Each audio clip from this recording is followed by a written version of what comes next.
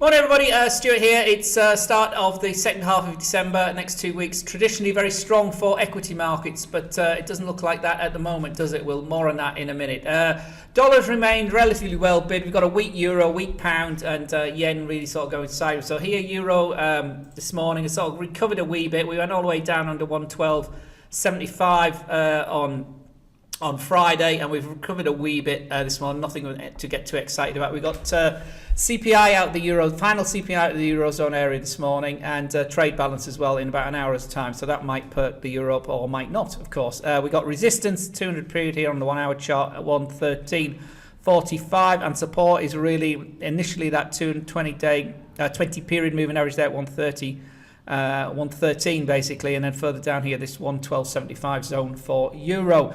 Yen, I'll say, continues to meander a wee bit here. The hourly chart, we moved down to the 200 period. That gave support at 113.25 zone. We rallied up through the 20 period here, but then we capped here so far in the Asian session at 113.50 zone, and now it looks like that's taken a turn to the south at the moment into 113.38 zone, but you know, that's a bit of a support area there, I would guess. For dollar yen, not a lot going on there either. Pound remains dogged by Brexit. Talk over the weekend was the second referendum raising its head and seemed to be gaining momentum. The real problem is with Brexit is there's no parliamentary or real feeling in the country for any one of the solutions that's on the table. Although obviously 2.5 years ago Britain voted to leave, and the Brexiteers are saying let's push this through. The Remainers won't go away. They're saying that we need a second referendum because things are not as clear as what weren't clear at the time of the vote. But obviously the flip side of that is, you know, the democratic right of the people is exercised, so let's just do this. So no particular strong, although strong feelings on both sides of the argument, there's no clear strong direction within Parliament, so it's a big mess. Mrs May's bill has no strong support. Indeed, that's why the vote was pulled on Tuesday. She's got a key speech today addressing the second referendum, saying it's not unconstitutional, but it's against the will of the people. So you know, my deal with some amendments perhaps, or some assurances from the EU, which don't seem to be coming forward at the moment, is the best way forward. But pound is the upshot, is under pressure all the time. So here at 125.95, back under 126. It's got a bit of a bid this morning, but nothing to get too excited about. It moved all the way down to 125.35 last week. Oh, it's not, I haven't got the weekly low on there. So yeah, pound remains in focus. Gold and equities and the equities and commodities have been the key movers.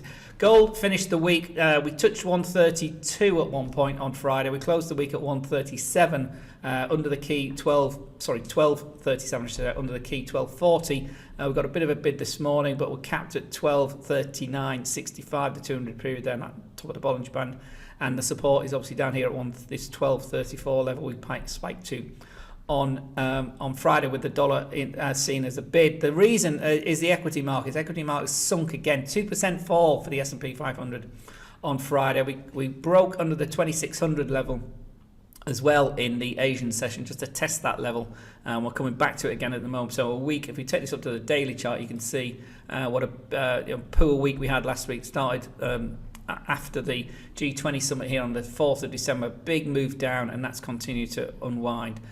So as I say, traditionally last 2 weeks of December are quite strong for equity markets, but we've had the worst start since 1980 to December for equity markets, so that's certainly one to watch. This afternoon, as a key sentiment indicator, it's not a big economic piece of economic news, but the New York Empire State Manufacturing Index is a big sentiment indicator. That's out this afternoon, and also some housing stats as well, which may affect equity markets in the US and also the dollar. Oil also remains to the downside, 51.25, capped here at $52, so under $52 and sideways at the moment for the oil market. Take care, trade carefully. We'll see you all later. Bye bye.